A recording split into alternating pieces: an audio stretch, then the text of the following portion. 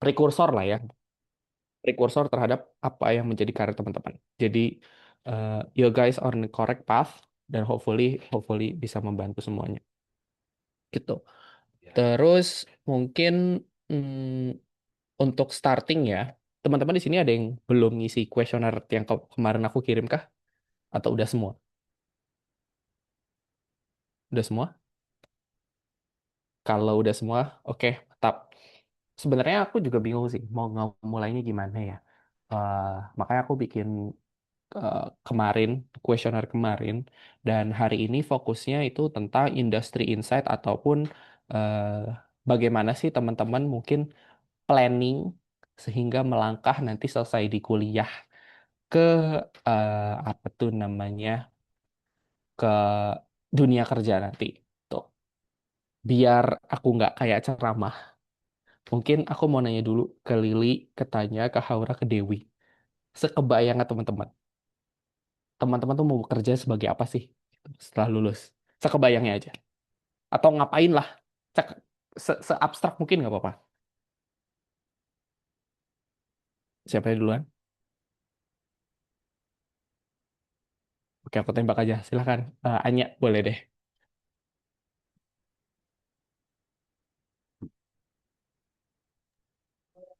Em, Jujur kan sebenarnya nggak terlalu kebayang juga kayak Oke. mau kerja gimana. Cuman kayak sebenarnya kayak sempat kepikiran kayak pengen kerja di bagian research and development-nya kayak alat kesehatan gitu kan ya. Oke. Cuman setelah, maksudnya sekarang kan udah juga mulai ngeliat-ngeliat kayak lowongan kerja gitu, lala-lala ternyata kayak pekerjaan di medtech kan juga sebenarnya nggak cuman melulu di research and development dan banyak banyak itunya kan. Terus jadinya mulai kayak, oh lagi ngeliat makin buyar gitu kayak kira-kira apa ya yang lebih cocok. Jadi sebenarnya juga bingung banget sih Kak. Oke, I see. Betul. Aku pernah di posisi itu. Bahkan dulu sampai akhir tahun lalu aku juga di posisi itu. eh Mungkin pertanyaannya aku buat lebih simpel deh. Eh Lili, Haura, sama Dewi masih pengen bekerja di dunia biomedis gak? Kira-kira. Lili, Haura, Dewi. Kalaupun mau, ya keresahannya di mana gitu. Tadi tanya kan bingung kan. Kayak role-nya apa sih? Mau di R&D tapi kok kayaknya gitu ya gitu. Silakan. Nggak perlu aku tunjuk lah. Santai aja. Nggak ada yang salah Mungkin kok. aku dulu kali ya, Kak. Boleh, boleh, boleh. Kalau aku sendiri, sebenarnya aku tertariknya ke arah riset sih, Kak. Jadi, aku Hmm, pengennya emang linear sama S1, sama EB hmm. juga. Cuma untuk struggle-nya adalah di Indo itu, kerja di riset itu nggak banyak, dan aku lihat requirement-nya kadang-kadang kita butuh S2 dan S3 dulu. Make sense. Ya, thank you Haura pandangannya. Eh, aku jawab nanti ya. Lili, Dewi. Ya mungkin aku dulu. eh Sebenarnya idealisnya adalah pengen karena emang alasan aku masuk ke biomedis kan pasti pengen berkarir di bidang yang sama gitu kan. Hmm, Cuman dan kalau Haura tadi kan pengen di riset. Sebenarnya kalau aku sendiri lebih tertarik ke arah industri medis gitu Kak. Dan hmm. sama kayak Kak Anya juga pengen di bagian R&D karena kayak yang aku tangkep itu lulusan seorang biomedical engineer itu pasti diperuntukkan untuk istilah gampangnya kayak menciptakan alat baru gitu kan. Cuman sementara itu struggle-nya adalah sekarang di Indonesia tuh jujur menurut aku belum ada research yang ngebuat kita sampai ke sana gitu karena emang ya yang seperti yang kita tahu juga alat-alat medis banyak kan masih impor dan industri medis di Indonesia pun kebanyakan lebih ke distributor alkesnya gitu kan bukan ke yang dari from scratch bikin sendiri. Nah, jadi kayak sisi idealis aku pengen bener-bener bisa ngembangin dari awal tapi di satu sisi melihat perkembangan di Indonesia saat ini kayak belum kelihatan gitu sebenarnya. Jadi ya masih agak bingung gitu sih Kak sebenarnya. Oke, oke, oke. Terakhir Dewi, thank you ya Lili. Terakhir Dewi, Dewi bisa on mic kah? Ya, aku kurang lebih sama kayak Liana dan Kani juga sih. Hmm, Pengennya ke R&D, tapi kemarin waktu KP aku sempat di business development Kak. hmm. Di Terus mana? business development Forsta sih, jadi masih kayak masih Alkes juga. Nama perusahaannya, sorry, Forsta.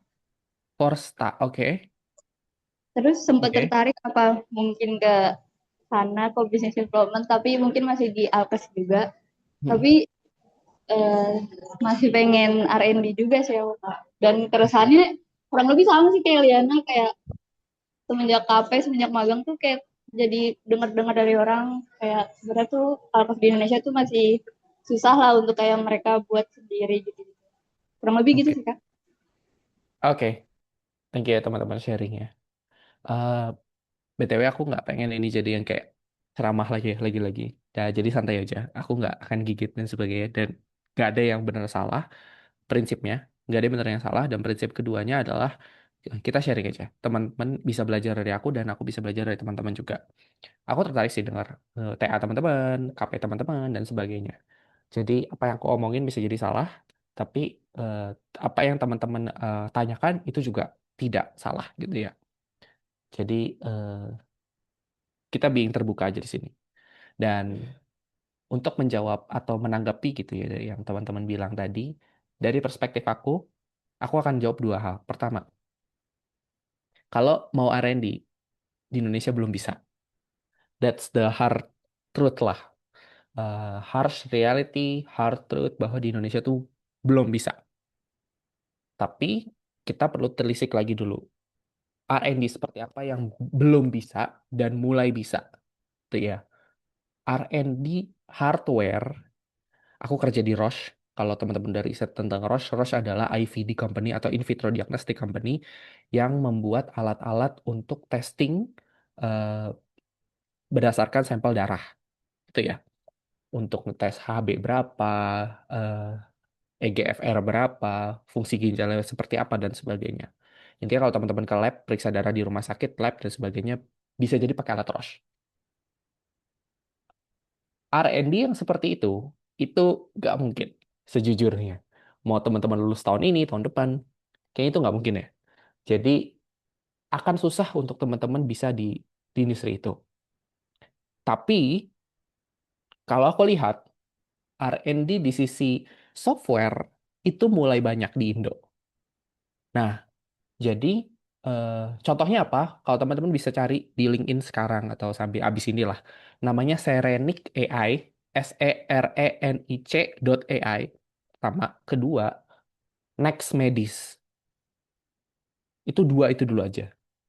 Dua itu merupakan perusahaan yang berkembang di bidang software untuk LIS atau Laboratory Information System dan HIS, Hospital Information System atau HIS plus EMR atau Electronic Medical Record. Mereka R&D, as in mereka buat sendiri programnya, terus mereka tambahin AI di situ, gitu. Jadi ketika teman-teman bilang, oke mau R&D, frankly speaking nggak bisa untuk hardware, mungkin bisa dengan yang tadi, salah satu ada yang bikin tadi juga, dan salah satu juga ada yang menanggapi kalau nggak salah, pernah KP di distributor, dan distributornya tuh R&D-nya nggak, bukan baru, tapi kayak cuman ngerakit. Kemungkinan besar itu biar TKD, yang TKD-nya tercapai, dan dari situ, itu R&D yang paling jauh yang bisa dilakukan. Itu mungkin benar, tapi mungkin sekarang udah berbeda, aku kurang paham. Cuman itu merupakan ya best practice-nya lah yang bisa dilakukan di Indo saat ini. Sehingga kalau ditanya, aku mau R&D, belum bisa.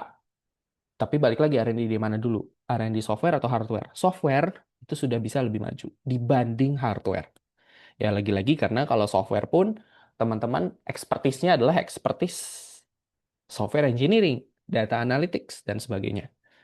That's the hard reality. Itu yang pertama. Terus yang kedua, tentang riset. Tadi Haura ya yang spesifik ke riset. Di Indonesia riset ada atau tidak? Ada. Di ITB besar atau tidak? Lumayan. Saranku coba deketinnya sama, kalau riset itu biasanya ke Pak Isa. Yang cukup long lah longevity-nya ya. Cukup panjang lah longevity-nya. Kenapa? Karena teman-temanku yang sama Pak Isa itu cukup panjang trayeknya. Habis lulus dipekerjakan lagi, habis lulus tetap ikutin paper dan sebagainya. Sehingga risetnya, portfolio itu terbentuk. Gitu. Jadi dari dua poin itu yang membuat semoga menjadi pencerahan ya bagi teman-teman. Di mana sih teman-teman pengen R&D itu?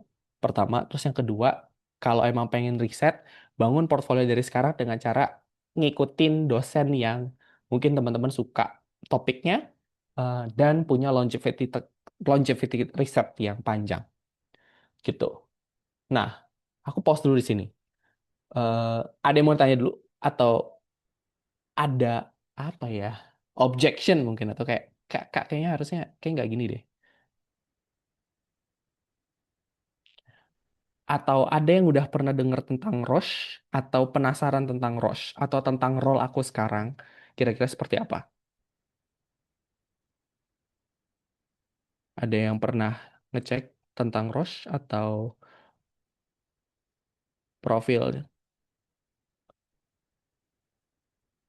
Oke, belum ada. Sebentar, aku Jujur punya. baru baru dengar sih Kak. Oke, baru denger ya.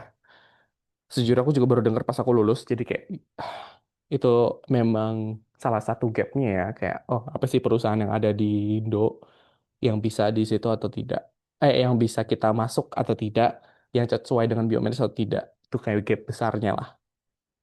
Mungkin aku jelasin sedikit, Roche itu tentang merupakan IVD company yang memproduksi alat instrumen di laboratorium. Nah, dia R&D-nya ada di Swiss atau Jerman, di antara dua itu. Manufacturing-nya ada di China, ya as expected lah ya.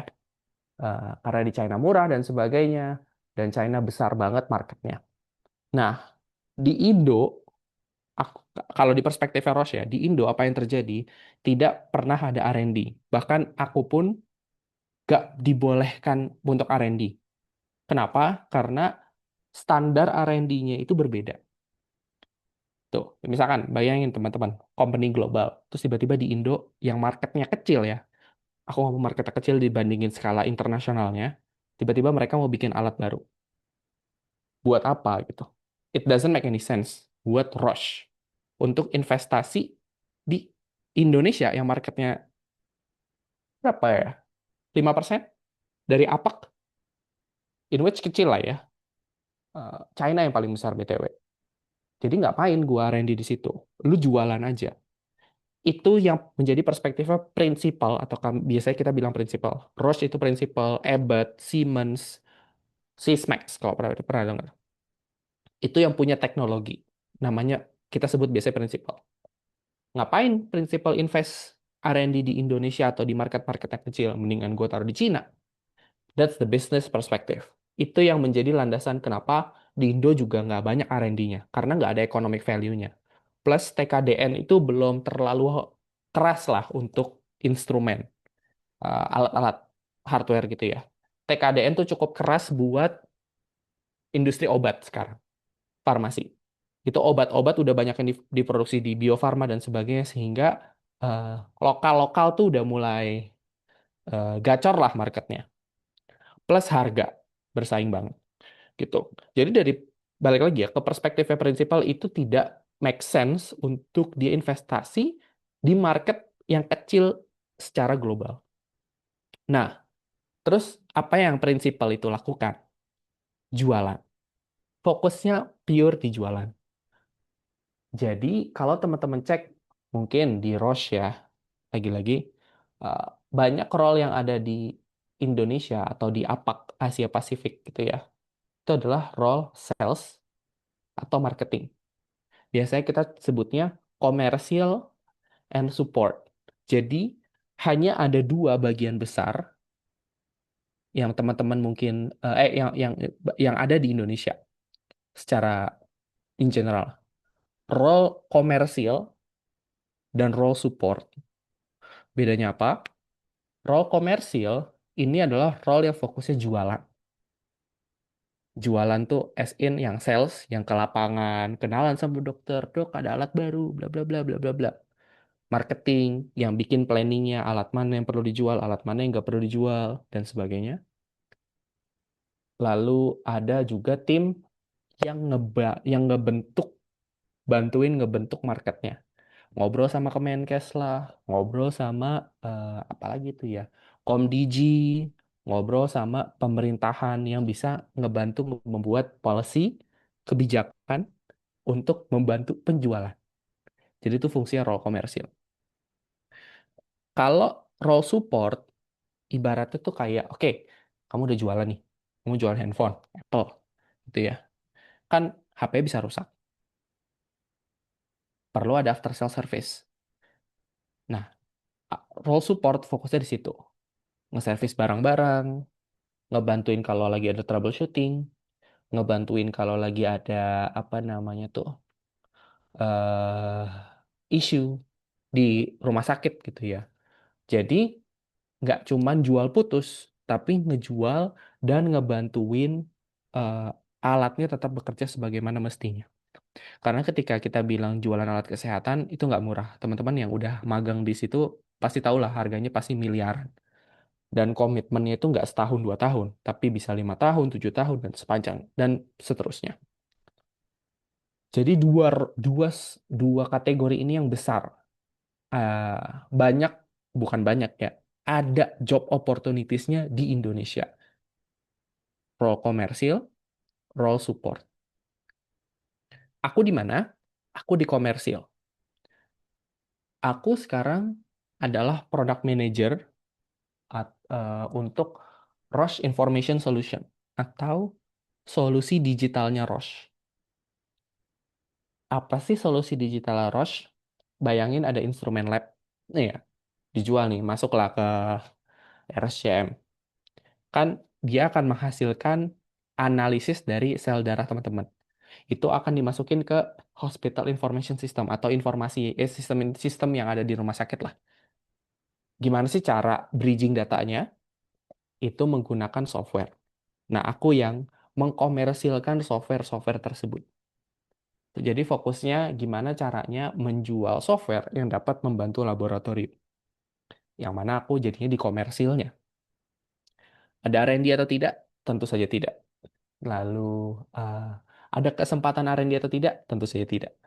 Apakah artinya ilmu biomedisnya tidak kepake? Enggak juga, belum tentu.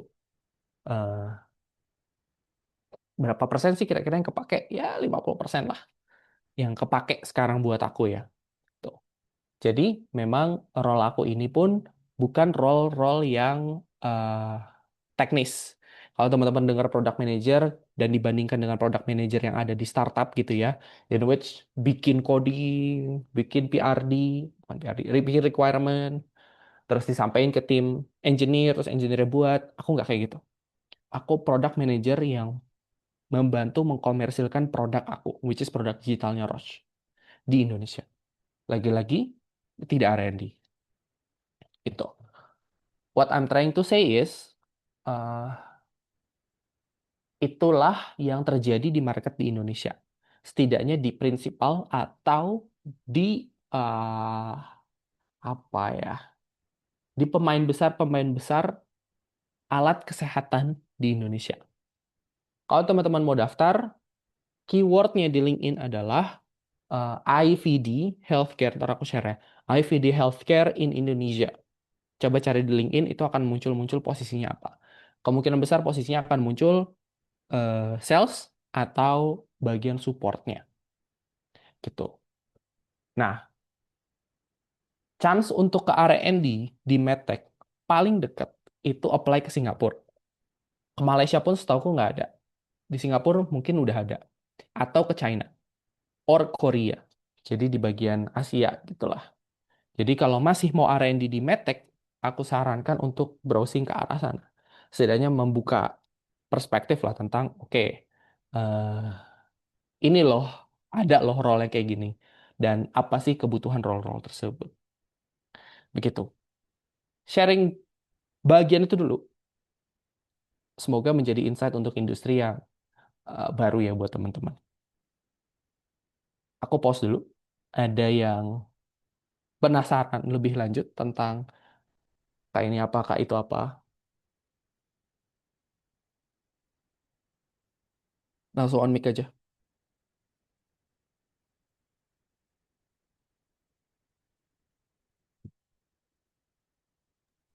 aku mau tanya Kak. Boleh. Kakak kan tadi di Roche, kakak cerita kakak megang di bagian yang komersial digital ya. Kalau untuk Roche Betul. Indonesia, selain yang kakak pegang itu kira-kira ada apa lagi Kak? Oke. Thank you pertanyaannya. Ada lagi selain digital itu jualan alat. Jualan alat lab. Sorry, kita kategorikan jadi tiga. Alat di lab patologi klinik atau lab yang mengolah darah teman-teman, basically ya, biar gampang. Kan teman-teman diambil darahnya, habis itu mungkin MCU, misalnya buat MCU gitu ya. Teman-teman diambil darahnya, dibawa darahnya masukin ke lab, di lab masukin ke alat. Nah, itu akan menghasilkan analisis dari MCU teman-teman. Itu jualan itu satu. Jualan kedua, jualan kedua itu alat cek gula darah. Kalau pernah dengar alat kecil, sekecil apa ya? Sekecil gini lah. Namanya aku cek. Itu ada di pasaran. Itu punya Roche juga. Oh ya Dewi, sampai jumpa. Selamat belajar. Itu alat Roche. Aku cek namanya. Dia buat fokusnya untuk cek gula darah. Terutama kalau teman-teman ke apa itu namanya ke apotek gitu ya. Ibu cek gula darah 10.000, 20.000. Nah itu biasanya pakai alat Roche. Alat kedua. Alat ketiga itu namanya alat untuk biopsi, membantu analisis biopsi sel kanker. Mungkin teman-teman seringnya tahu tentang, oke, kalau kanker kita harus dibiopsi dulu. Kita lihat selnya ada kankernya atau tidak. Tapi coba ditarik dulu deh pertanyaannya. Gimana emang kita bisa lihat sel kanker? Berarti kan jaringan yang besar tuh harus dipotong tuh. Kan? Dipotong, dijadiin, bayangin jaringan, misalkan kanker tangan, kanker otak gitu ya. Kan otaknya diambil tuh, segelonggongan gini. Gimana cara itu jadi sebuah slide preparat yang tipis yang bisa dilihat. Itu harus dipotong dulu, diawetin dulu, diwarnain dulu. Dan Roche itu apa ya, menjual alat yang menjual alat yang mewarnai sel tersebut. Jadi kelihatan kankernya kayak gimana. Kalau belum kebayang, bisa dicari namanya Pathology Anatomy Special Staining. Tuh. Jadi tiga itu ya. Jualan alat untuk analisis darah, jualan alat untuk cek gula darah, dan jualan alat untuk analisis biopsi, pewarnaan sel biopsi. Tuh. Dan sejujurnya, market Roche atau market di Indonesia itu yang paling besar justru di analisis darah. Karena itu yang paling banyak dilakukan di lab-lab, paling banyak pasiennya juga, dan cek darah itu kan sebuah apa ya, sebuah cara untuk bantu diagnosis yang paling sering dilakukan. Kalau teman-teman kayak masuk IGD, cek darah deh, gampang banget kan dokter biasanya ngomong gitu ya. Nah itu kan alatnya, darahnya akan masuk ke alat Roche atau alat kompetitor Roche gitu ya, dan menghasilkan hasil analisis darah teman-teman. Cek TB, cek apa sih namanya, cek hemoglobin, cek glukosa, cek apa lagi tuh, cek HIV misalkan, cek meningit, ini itu lupa aku, cek fungsi ginjal dan seterusnya. Itu bisa dilakukan dengan analisis darah. Makanya besar revenue-nya Roche datang dari si alat tersebut. Gitu. Mungkin biar kegambar aku gini aja ya. Apakah menjawab, Haura? Jawab Kak, makasih. Mm-mm. Sip. Nah, ini aku contohin alatnya. Nah, ini aja nih. Biar kelihatan. Can I share my screen? Oke. Never mind. Aku pause dulu di sini. Sebelum aku mungkin pindah ke topik selanjutnya. Ada yang mau ditanya lagi?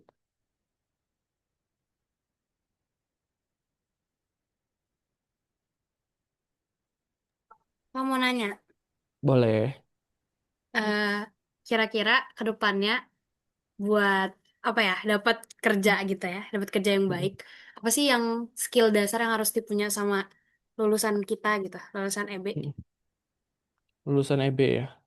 Oke. Good question. Oke, sharing kelihatan deh ya. Ini contoh alatnya Roche. Ini yang ada di lab-lab biasanya. Ini untuk analisis darah. Nanti teman-teman bisa cari aja. Gampang. Ini untuk menjadi gambaran, oke, alatnya tuh kayak gimana sih? Alatnya buat apa sih? dan alatnya itu sekompleks apa, itu ya. Nah, aku balik lagi ke pertanyaannya Lili.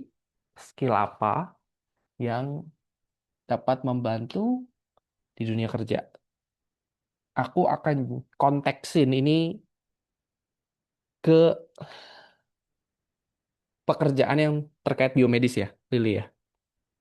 Eh, Mungkin bisa dibikin general juga, tapi aku akan fokus ke pekerjaan yang ada di biomedis dulu. Skillnya aku bagi dua, skill yang transferable dan non-transferable. Maksudnya apa?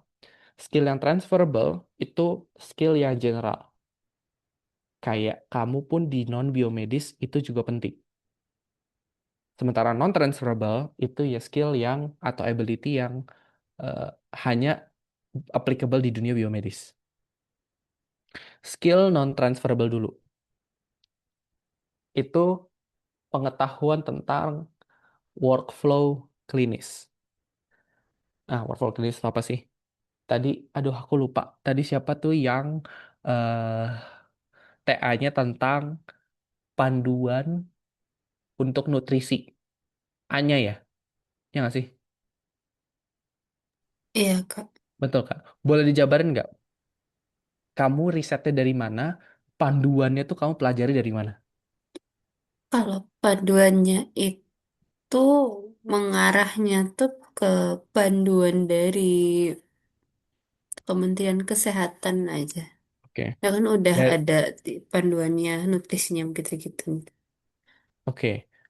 Terus kamu bikin jadi website kan? Iya, Nah, panduannya itu dari dokumen PDF gitu atau seperti apa tuh? PDF. Oke. Terus aku asumsikan kamu pelajarin dulu gimana. Terus Iya, mungkin kamu bikin ke website tuh, kamu bikin struktur website sesuai dengan eh, apa yang ada di panduan tersebut. Gitu ya? iya, I see. Oke.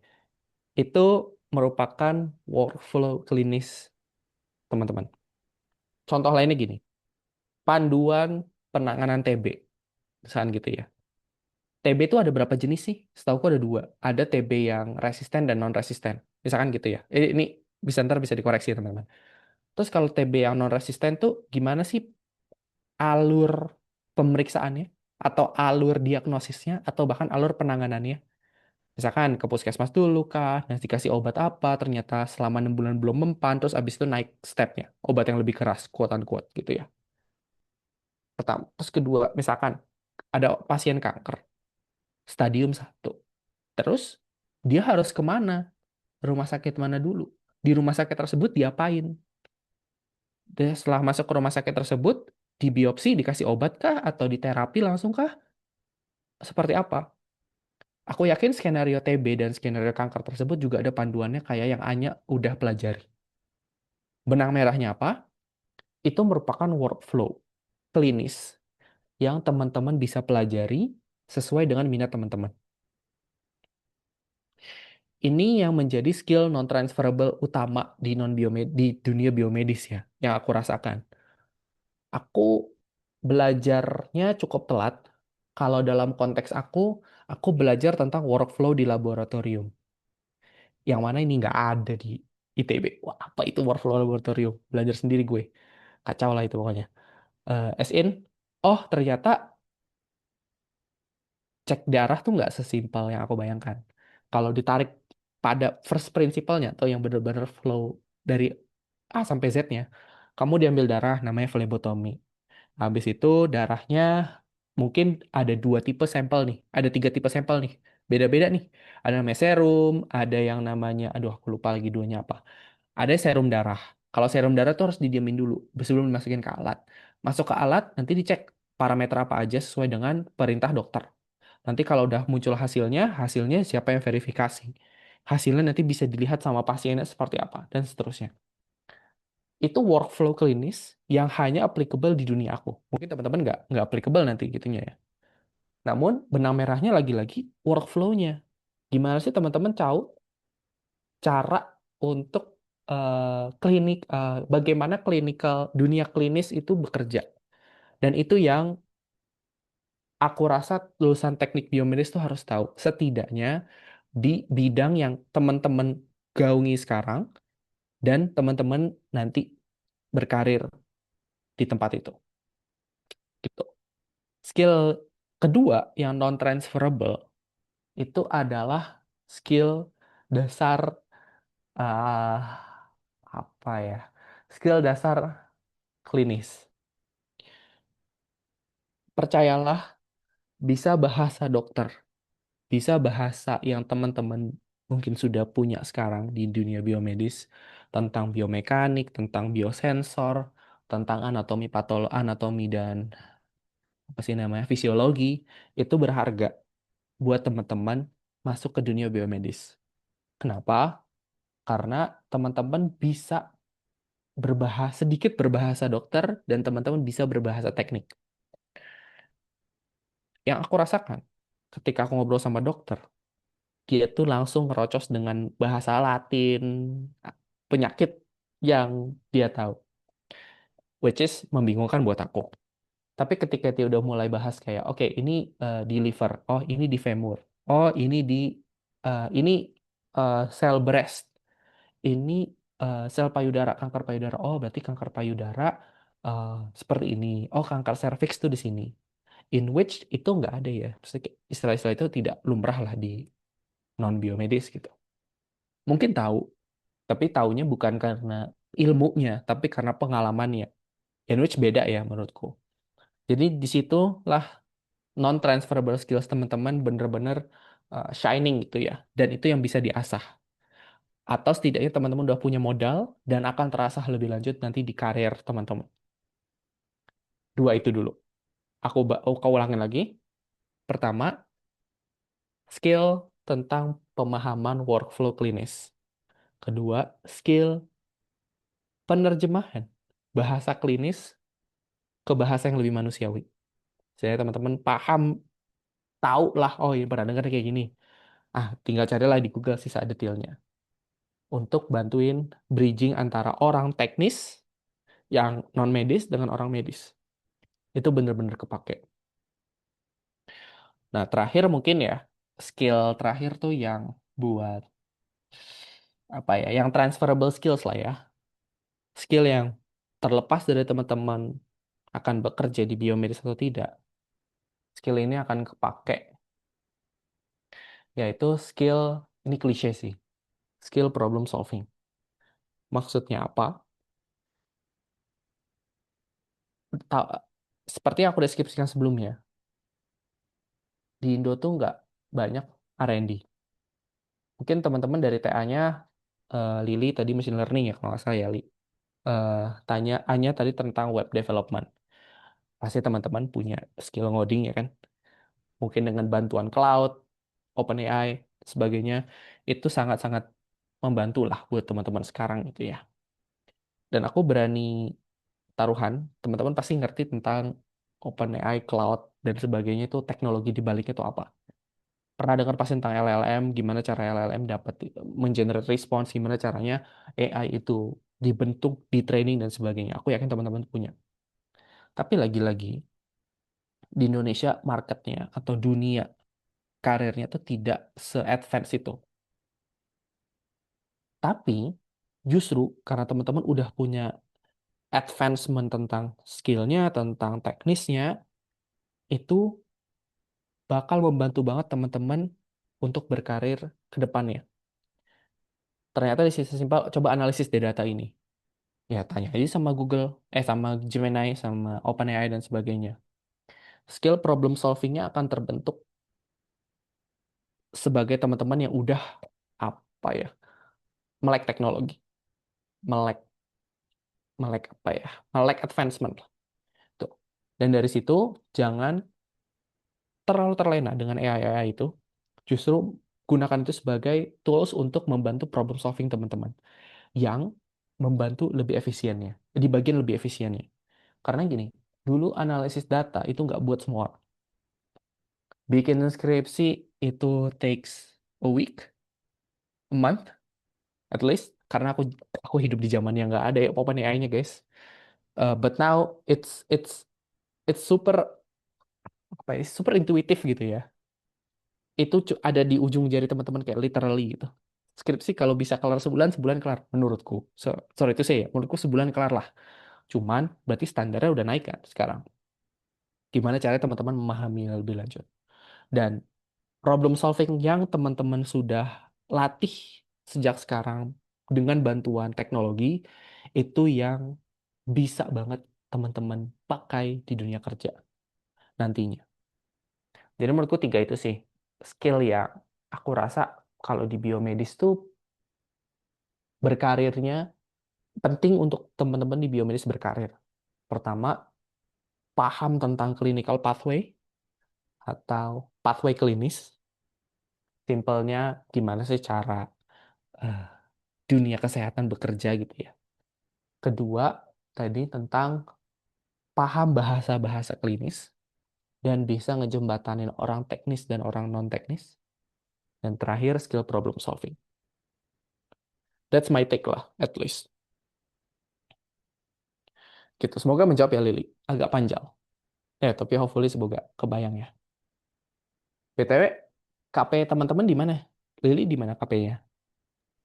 Aku sama kayak Dewi tadi Kak di Forsta Calmedic Global. Oh, itu distributor apa ya? Itu distributor kan ya?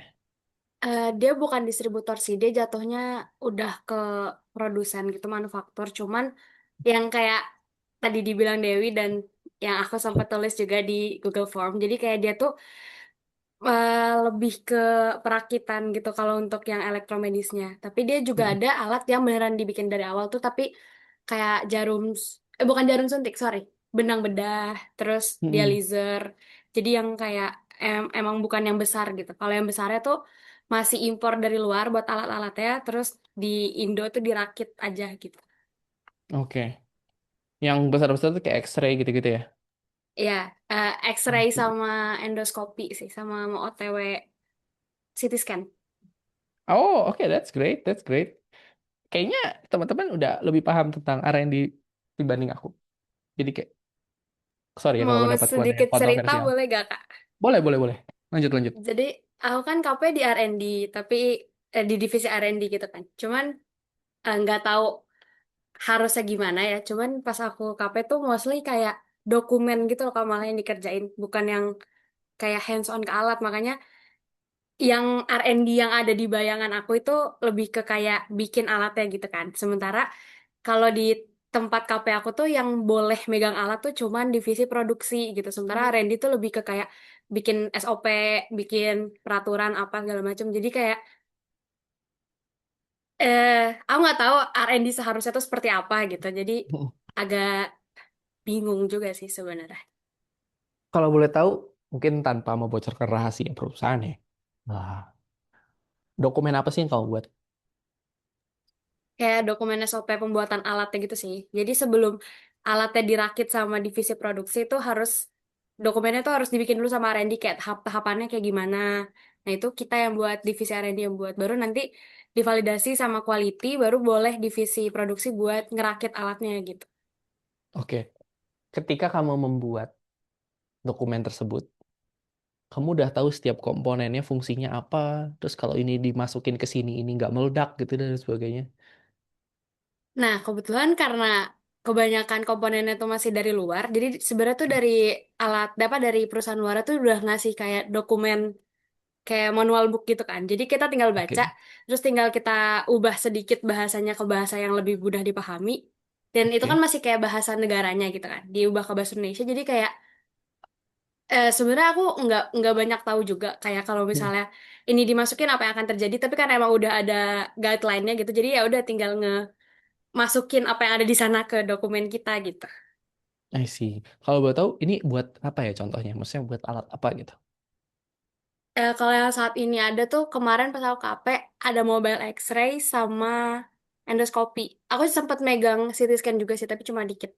Karena udah mau Oke, habis waktu masa KP-nya. oke. Asumsi aku misalnya dari Cina gitu ya. Masuk nih ke Indo, tapi masih dalam bentuk spare part. Kayak Ya, ah, apa sih di X-ray itu ada, let's say ada apa namanya? Ada standnya, terus ada yang nembakin fotonnya itu apa sih namanya? X-ray tube. Itulah ya. Ya, Ya X-ray itu tube. kalau Misalnya ya gitulah. nembakin itu dan sebagainya, tapi itu masih terpisah-pisah. Terus kamu Mm-mm. baca dokumentasinya, Mm-mm.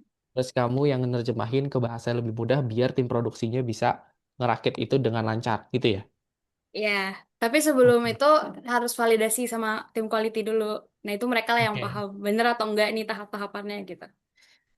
Oke, I see. Oke, that's interesting. Menarik, menarik. Itu berarti packagingnya nanti berubah ya? Iya, Aku asumsikan dari packagingnya yang itu. berubah. Oke, Jadi atas nama perusahaan yang tempat aku KP gitu. kebayang. Interesting. Oke, oke, oke. Eh, Thank you ya sharingnya. Nanti aku mungkin aku punya insight lah tentang itu. Kalau Anya KP-nya di? Di Sirka, Kak. Oh, alah. Oke, kamu bagian apa dulu? Waktu itu tuh dapet proyeknya tuh dari luar.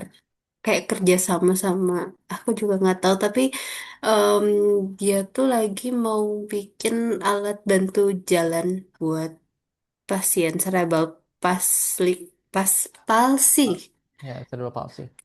Alat bantu jalan, gitu. kayak kursi roda kah? Em, Kayak baby walker tapi kakinya digerakin gitu Kak. Oh, oke. Sampai jadi produk tuh. Belum, aku masih tahap awalnya banget. Jadi masih waktu itu bagian kayak ngedesain pergerakan, ngebuat pergerakan si kaki-kakinya kira-kira kayak gimana kayak gitu. Oke, interesting, interesting. Oke, thank you Anya. Kalau Haura, di mana KP-nya? Dan bikin apa?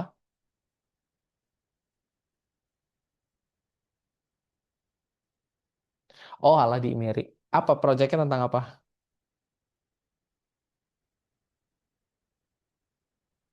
Oh, lagi diketik nih kayaknya. eh Ya nggak apa-apa, nggak apa-apa. Izin jawab dari chat. Oke, apa bikin apa? Singkat aja. Kalau panjang juga nggak apa-apa sih. Kita tungguin kok. Oh, kayak EG juga. Oke, oke. Mungkin thank you ya teman-teman udah sharing. Kenapa sih aku nanya kayak gini? Biar aku tahu konteksnya teman-teman tuh pertanyaannya seperti dari mana. Sorry, konteks dari pertanyaan teman-teman itu seperti apa? Tentang R&D itu ya. Kalau dari pengalamanku ya, R&D itu ada banyak fasenya. Ketika teman-teman, bayangkan teman-teman produsen alat IVD lah, atau yang gampang alat X-ray. Tapi nggak ada tuh teknologinya dari awal gitu ya. Kayak, oh ya ya, nggak ada tuh cerita orang bisa tahu isi dada, struktur tulang seperti apa, struktur paru-paru seperti apa. Itu nggak ada cerita dulu. Terus teman-teman kebayang, aduh kayaknya nih penyakit harus di-scan deh ininya. Ya udah deh, kita bikin alatnya gitu ya. Kita cari alatnya gitu. Kita desain lah. Desain, desain sekali gagal, dua kali gagal, tiga kali, tiba-tiba udah 5 tahun. Desain. Tahun ke-6 baru berhasil. Terus, oh udah berhasil nih, bisa nih. Dicek bisa nggak ya kita komersilin? Ada nggak sih pasarnya? Ada. Nah, cari duitnya. Terus produksi massal. Ada yang beli, banyak yang beli, terus diiterasi lagi dan sebagainya. Jadi kalau ditanya ke pertanyaan Lily ya tadi ya, emang bener nggak sih R&D kayak gitu? Bener. Dalam situasi market di Indonesia. Yang mana kita marketnya itu belum belum bisa sampai R&D end to end. Karena R&D pun yang aku pahami tujuannya untuk dikomersilin juga. Mau teman-teman oke, itu agak terlalu kasar. Satu kok tujuannya untuk komersil, kedua tujuannya untuk kalau lebih dalamnya lagi ya, untuk memecahkan sebuah masalah. Mau kamu bilang gimana pun, ujung-ujungnya riset itu adalah produk yang menjawab sebuah masalah.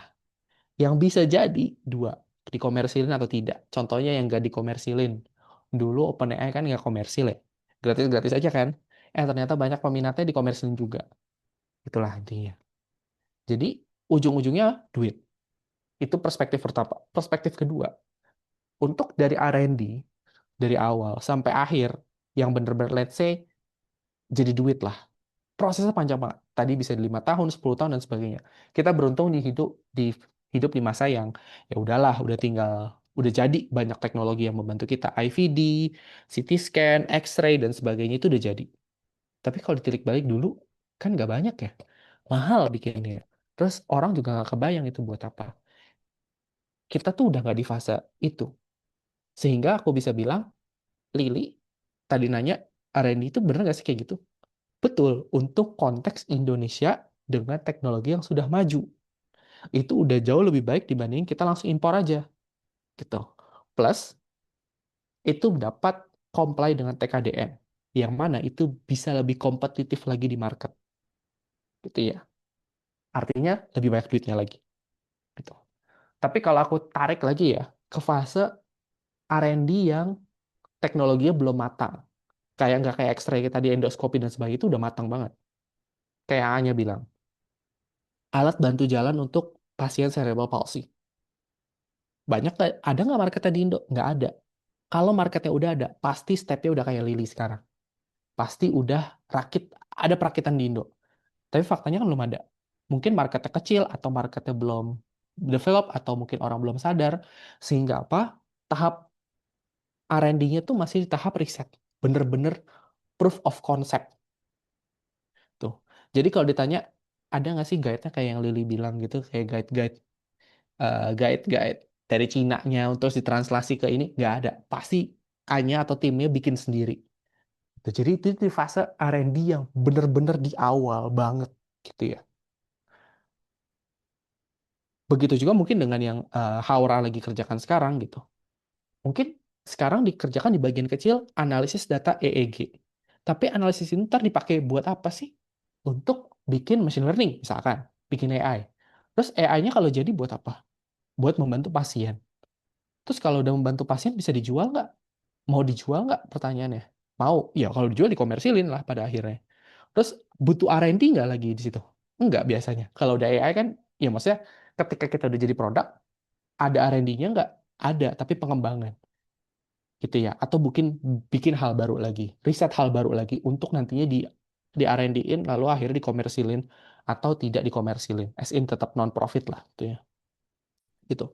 Jadi kalau ditanya R&D di Indonesia tuh ada atau enggak sebenarnya, mungkin aku revisi ya pernyataanku ya dengan dengar dari teman-teman. Ada, tapi tinggal spektrumnya atau jangkauannya itu seperti apa.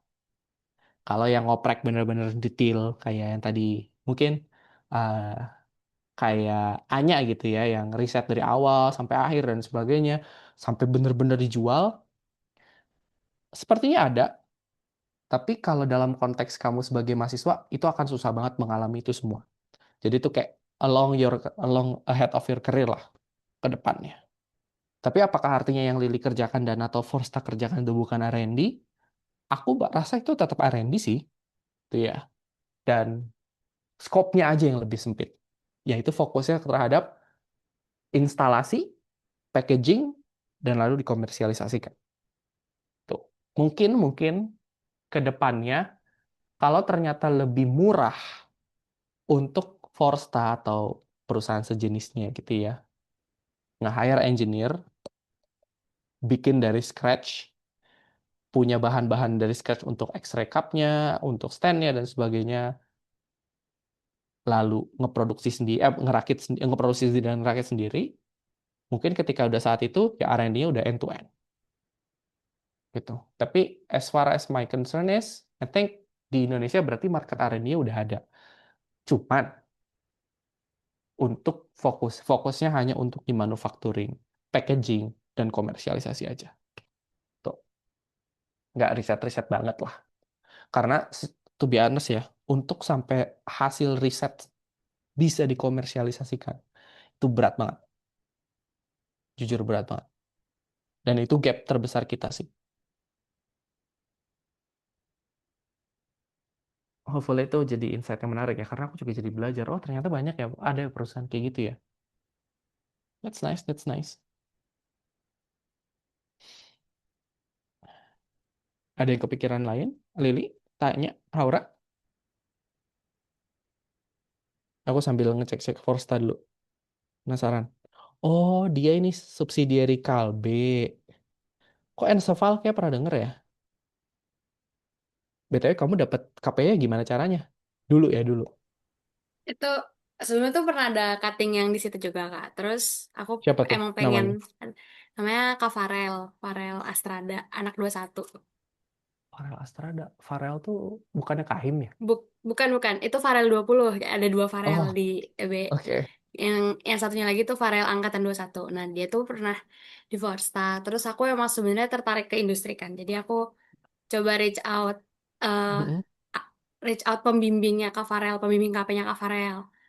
Yang mana itu emang backgroundnya R&D kan, emang divisi R&D. Terus aku email, terus interview, terus udah. Oh, that's nice. That's nice. Kayaknya teman-teman udah jago sekarang ya. Bagus. I think that's a good way to kickstart your networking skills dan karir karena dulu tuh kayaknya nggak banyak orang kayak gitu sih dan aku bukan salah satunya juga yang seperti itu. Dan itu cara yang manjur juga untuk dapetin posisi. Mungkin ntar kita bahas di sesi-sesi selanjutnya lah ya. Uh, tapi aku pun melakukan itu untuk dapetin pekerjaan aku sekarang. Kayak random aja ngechat di LinkedIn kayak alumni ITB nih, oh kerja di Roche nih, oh gue pengen apply ini, gue tanya-tanya, tahu nggak dia ya? Tahu ternyata tentang posisi itu. Dia nge-refer gue, ternyata masuk. Nah, itu yang kayak gitu-gitu tuh unknown, bukan unknown ya. Bukan skill yang diajarkan di kelas lah. Tapi it's a really great thing to do, Lily. Dan mungkin jadi pelajaran juga buat teman-teman plus aku juga ya. Have the courage to reach out ke orang yang punya posisi di sebuah perusahaan yang kita pengen, tuh ya. Tanya aja dulu, mungkin nggak ya ini kita kerja di sini atau ada posisi nggak ya dan sebagainya. Karena mereka pun terbantu untuk eh, mendapatkan eh, ibaratnya mendapatkan pegawai atau mungkin mendapatkan penerus selanjutnya. Siapa tahu dapat return offer, who knows, dan seterusnya. Interesting. Oke, mungkin aku mau share sedikit tentang ah, satu hal lagi gitu ya. Tadi aku udah sempet riset-riset, bukan riset-riset sih. Setidaknya aku mau ngasih gambaran tentang eh, market di Indonesia tuh seperti apa gitu ya. Karena hari ini fokusnya di market. Aduh, gimana caranya ya? Ups. Sip. Kalau teman-teman buka LinkedIn, tuh ya, terus let's say lah ke United States, banyak job, job yang bentuknya gini. Dan ini kayak sangat-sangat, share screen-ku kelihatan kan ya? Kelihatan kan ya guys? Oke, sangat-sangat istimewa. Menurut aku istimewa juga ya. Kayak, aduh bisa gini ya. Dunia kesehatan, kok di Indonesia nggak bisa ya? Kayak bejir, kayak kesel banget itu rasanya ngeliat market Indo segitu tertinggalnya. Sementara kalau di US di yang lain tuh benar-benar kayak di pekerjaan ini kalian akan work closely with healthcare leadership. Anjay. Sama CMO, sama dokter dan sebagainya. Build lead healthcare AI bootcamps. Anjay, keren banget. Mungkin ke bawah lagi. Health AI product manager. Anjay. Keren banget ya. Kayak apa nih? Proven ability itu, oh ya let's say lah. Punya skill product management, punya experience untuk bikin AI dan sebagainya. Let's say cari lagi, nggak usah healthcare lah, FVD. Oops.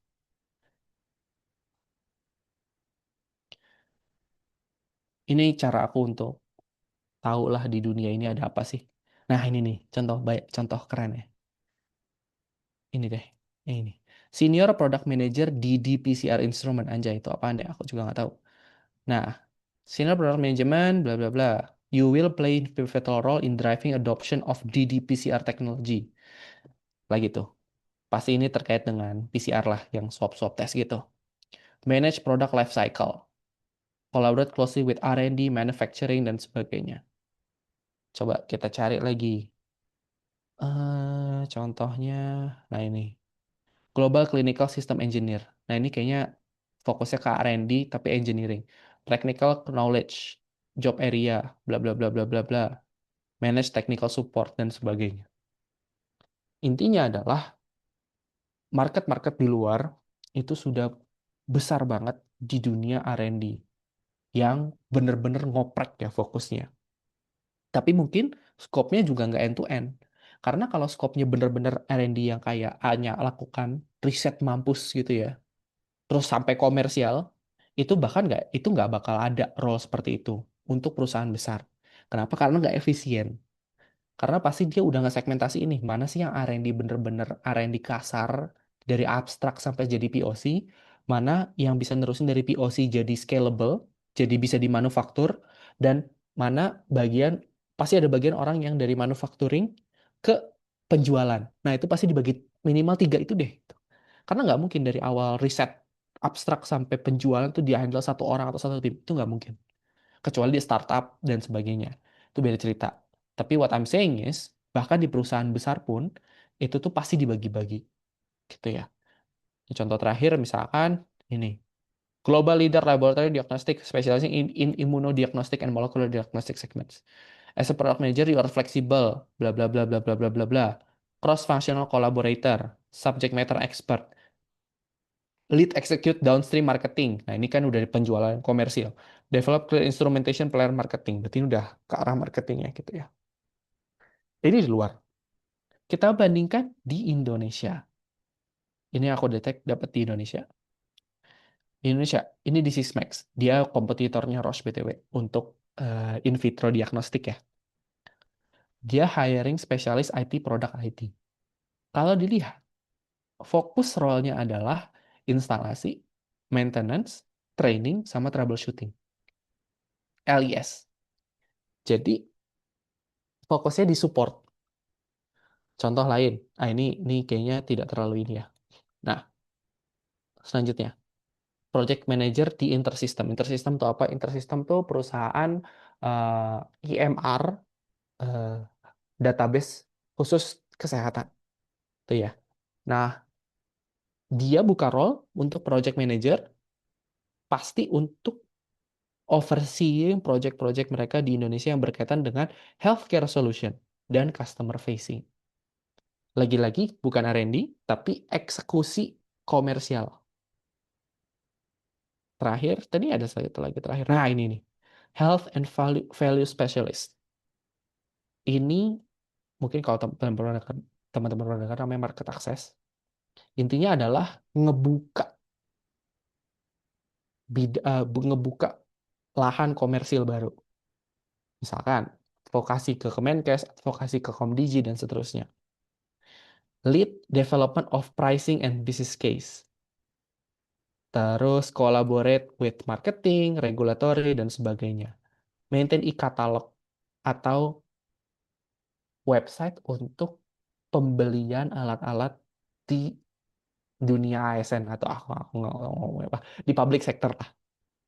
Jadi singkat cerita, kalau RSUD kayak RSCM dan sebagainya, kalau mau beli alat, rumah sakit pemerintah mau beli alat, dia harus beli di e-katalog. Gitu. Pasti Lili atau yang kerja di distributor tuh sebelumnya tahulah tentang e-katalog ini karena mereka harus masarin alatnya di e-katalog biar rumah sakit bisa beli. Singkat cerita kayak gitu. Maintain e-katalog dan sebagainya. Lagi-lagi ini fokusnya di komersilnya, bukan di R&D-nya. Beda banget kan kelihatannya. Di Amerika itu fokusnya adalah di product manager yang apa sih istilahnya? R&D gitu ya. Ada R&D-nya, dia bisa ngecek riset, dia bisa eh, manufacturing at least sebelum dikomersialin. Tapi kalau di Indo itu role-nya fokus di komersil, fokus di eksekusi komersilnya, dan fokus di maintenance komersilnya. Tuh. Jadi kalau teman-teman nyari gitu ya eh, dan pengen di Indo berkarya di Indo, mungkin selain fokus di R&D bisa juga fokus ke bagian-bagian ini, bagian support maupun bagian komersilnya. Apakah cocok? Belum tentu. Tapi di sini bagian dari teman-teman, sorry, di sini part teman-teman untuk nge-assess bahwa gue cocok nggak sih di sini, gue bisa nggak sih di sini, gue mau nggak sih di sini. Setelah tahu bahwa hopefully ya, setelah lebih tahu, lebih paham terhadap oke, apa sih yang ada peluang di depan. Dan kalau ternyata nggak cocok dengan role-role marketing, role-role sales, role-role support, it's perfectly fine. Jadi setidaknya tahu role apa yang nggak gue pengen. Itu lebih baik dibanding nggak tahu sama sekali. At least ya. That's my thing. Gitu. Wah, ini menarik juga nih. Interesting. Coba aku cari IVD R&D. Kayak salah deh, harusnya nggak nyari di Amerika. Nah, ini dia nih. Ada nih pasti kayak gini. Senior Research Scientist. Dia fokusnya pasti di R&D-nya. Scientist 2. Nah, conduct complex experiment on for PCR assay development. Ini pasti ada. Tapi kalau kita cari di Indo, nggak mungkin ada. It's super hard. Tapi emang harus PhD sih. Haha. Oke. Aku cek dulu topiknya. Oke, sambil aku cek topik yang kira-kira belum kebahas dari chat teman-teman ke aku atau di kuesioner, kalau teman-teman yang mau tanya silakan. Mungkin 20 menit terakhir ya. Ini sekitar 1 jam, 1 jam setengah dulu aja hari pertama. Iya, sesi pertama. Ada pertanyaan gatel ya setelah mendengar diskusi kita.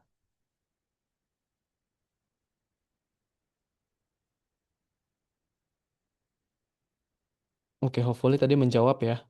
Biasanya memulai karir dari posisi apa di industri. Kalau di Indonesia mungkin lebih ke R&D yang kayak Liana tadi. Tapi kalau misalkan di banyaknya justru malah di tech support maupun di komersil. Skill apa tadi udah aku jawab. Skema belajarnya breadth dibanding depth. Gimana caranya bersaing di jurusan lain. Tadi hopefully udah kejawab tentang skill apa aja yang transferable dan non-transferable yang bisa teman-teman lakukan. Ini terakhir deh. Di sini ada yang berminat untuk S2. Gimana, Lili?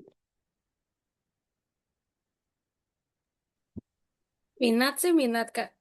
Cuman aku jadi kayak agak ragu gitu loh karena takut apa ya?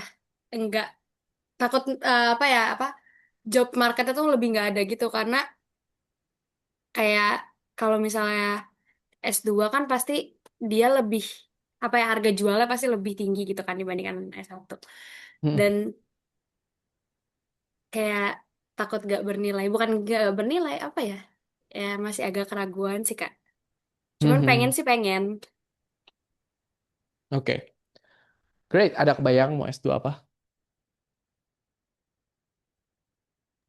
Ini masih aku nih yang ditanya atau Iya, kamu. oh Kamu, aku karena aku tertarik banget sama machine learning, AI dan lain-lain kayak pengen ngelanjutin ke arah situ sih. oke. Keren. Anya? Thank you ya, Lili. Aku juga kepikiran buat mau S2 sih, Kak. Mm-mm. Kalau kamu sekarang ya, at least ya. Padahal kan pengen belajarnya tuh lebih ke arah, ya kalau ke arah AI juga banyak sih, Kak. Kalau enggak sebenarnya pengen ke arah sinyal processing atau ya pokoknya Hmm. bagian yang situnya gitu. Oke. Oke. That's great. Thanks, Anya. Kalau Haura, aku chat aja ya kalau lagi ramai. Maksudnya mau S2, kamu bilang kamu minat, tapi kira-kira kemana? Oh, computational biology. Oke. Kebayang sampai PhD kah? Jauh. No? Yes? No?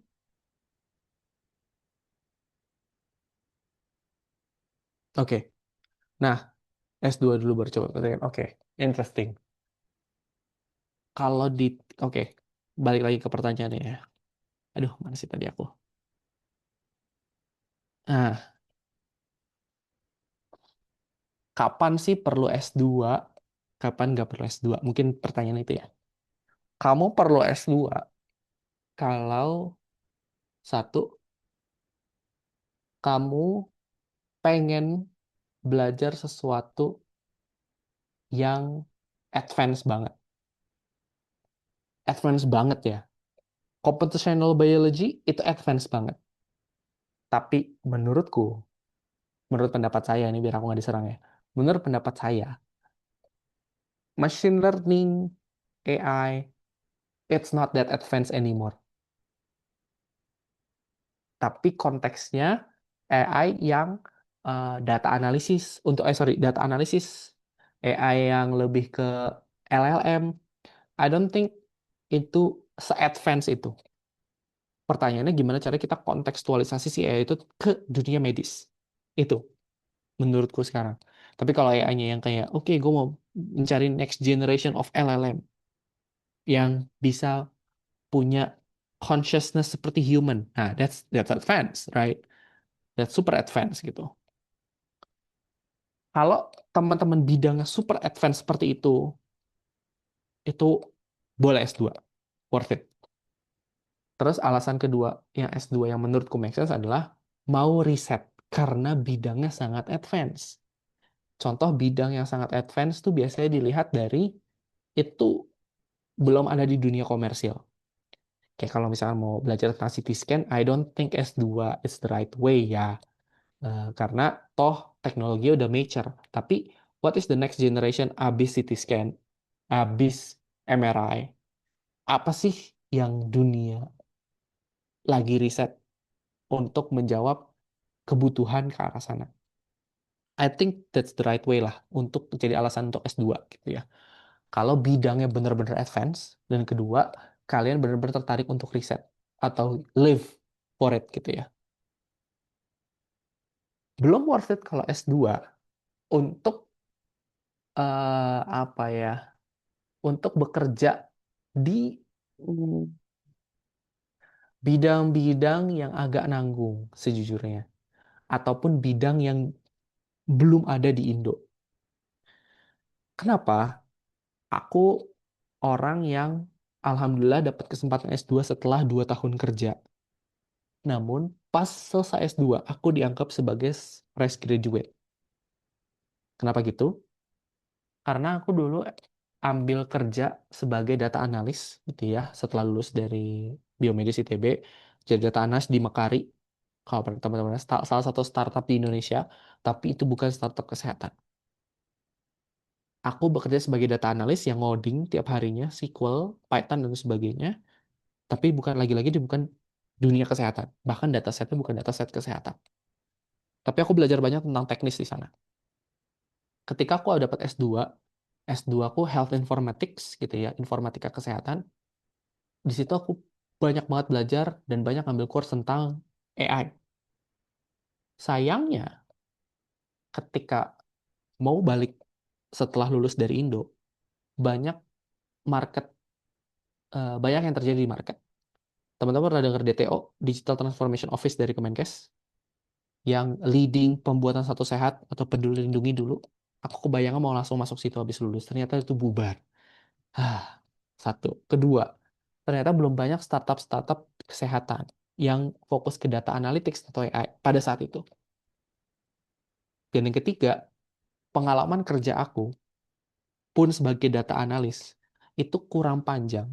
Sehingga S2 ini jadi bumbu medisnya, sementara pengalamannya masih agak nanggung. Jadi aku pun mau apply role medium, bisa sih, cuman kayak jarang role medium di Indonesia, medium level ya. Mau apply senior, kayaknya kurang, apalagi manajer. Ya akhirnya apply lagi yang medium atau junior. Yang mana bersaingnya sama teman-teman yang lulus S1.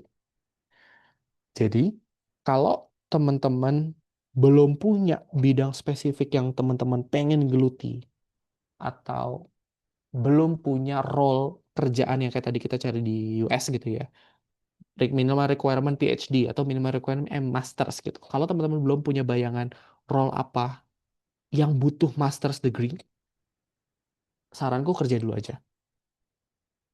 2 tahun, 3 tahun, 4 tahun, it's still a great time period gitu ya untuk teman-teman berkembang. Sambil teman-teman cari tahu tujuan S2-nya tuh apa, dan juga membentuk portfolio. Biar setidaknya ketika nanti teman-teman lulus S2, teman-teman punya pengalaman kerja yang bisa diambil atau bisa jadi pegangan Dan jadi portfolio ketika ntar teman-teman apply lagi setelah S2, oh nih orang udah pernah jadi senior data analis. Orang ini pernah jadi manager business development di mana. Jadi she has a potential, she has the experience plus pengalaman S2-nya dan lebih menjual akhirnya di market dibanding kayak aku yang 2 tahun kerja belum jadi senior, belum jadi middle level gitu ya. Lulus langsung S2, setelah S2 malah dianggap jadi junior lagi. That's the harsh reality karena di Indonesia dikit banget role yang menghargai S2 menurut aku. Uh, Maybe I'm overqualified mungkin dari sisi knowledge mungkin ya, tapi dari sisi benefitnya juga. Karena kalau kamu udah S2 pasti kamu juga berharap benefit kamu lebih tinggi kan. That's the logic lah. Maksudnya that's the uh, human sense gitu ya. Jadi saranku pertimbangkan baik-baik, nggak perlu buru-buru S2. Kalau mau langsung dengan alasan bidang yang aku pengen tuh bener-bener advance, pertama dan kedua, mau riset, go ahead. Sampai PhD juga, I think that's a great opportunity. Tapi kalau belum yakin lah dengan bidang yang teman-teman pengen, atau belum punya pegangan, oh gue mau apply ke role ini yang bener-bener butuh masters, I think you can explore it yourself dulu di dunia atau di pekerjaan yang bisa teman-teman dapatkan sambil cari tahu kira-kira mau S2 apa. Ya, hopefully itu jadi apa ya? Jadi penutup lah buat malam ini tentang topik perkenalan market dan bersinggungan sedikit tentang S2. Aku pause lagi di sini. Ada yang ingin ditanya dulu terakhir? Anya, Lian, Lili, Haura.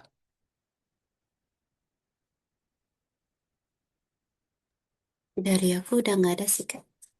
Mm-mm. Oke, Lili, Haura. Dari aku juga udah aman, Kak. Oke. Haura juga cukup. Oke. Satu pertanyaan terakhir dari aku. Di next, aku akan jadwal next session, tapi dicatat aja biar semuanya juga bisa lihat. Tapi aku mau dapat feedback dari teman-teman. Kira-kira sesi seperti ini menjawab ekspektasi teman-teman atau apalagi nih yang bisa membantu teman-teman lebih? Kalau aku kepikirannya, I can help you guys to review your CVs. Maksudnya CV teman-teman boleh aku bantu review. Aku akan bantu sebisa aku. Caranya teman-teman PC aja ke aku resume teman-teman.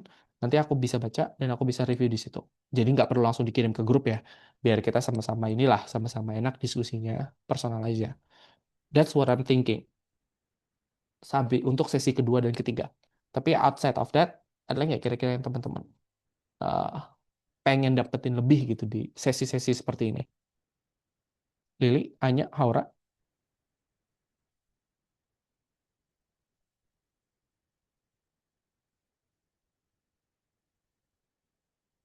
belum ada lagi? Belum kepikiran sih, Kak. Oke. Dari aku belum kebayang. Oke. Anya, belum juga? Belum juga, Kak. Oke. I think, oke kalau gitu, we can start from that. Nanti teman-teman boleh banget share resume teman-teman. Kalau belum, uh, kalau ngerasa nggak pede karena mungkin resumenya kurang ini, kurang itu, nggak apa-apa. I've been there. Tapi at least sekarang uh, kita bisa work around it. Dan hopefully itu bisa jadi pathway untuk ke depannya dapat opportunity yang lebih baik. Nanti boleh share aja ke aku, personal aja satu-satu langsung chat aku. I can help you to review that. Kalau udah bagus, pasti aku yakin udah pada bagus sih. Jadi nanti uh, aku bisa ngasih masukan di situ. Dan kalau teman-teman punya role yang pengen teman-teman apply, aku bisa tambahin insight untuk, oke nya bisa tambahin ini deh, oh bisa tambahin itu deh di CV teman-teman biar bisa lebih appealing. Kenapa sih ini penting ya? Lagi-lagi dari pengalamanku, mirip sama Lili, aku ngechat orang yang kerja di Roche pada saat aku mau lulus S2. Aku tanya pengalamannya di mana, seperti apa, di sana role gimana, company seperti apa, dan seterusnya. Terus aku ngobrol lah sama dia langsung kayak Zoom kayak gini. Terus aku bikin yang namanya cover letter. Kalau teman-teman pasti pernah dengar kan cover letter seperti apa, berdasarkan percakapan aku, berdasarkan riset aku dan sebagainya.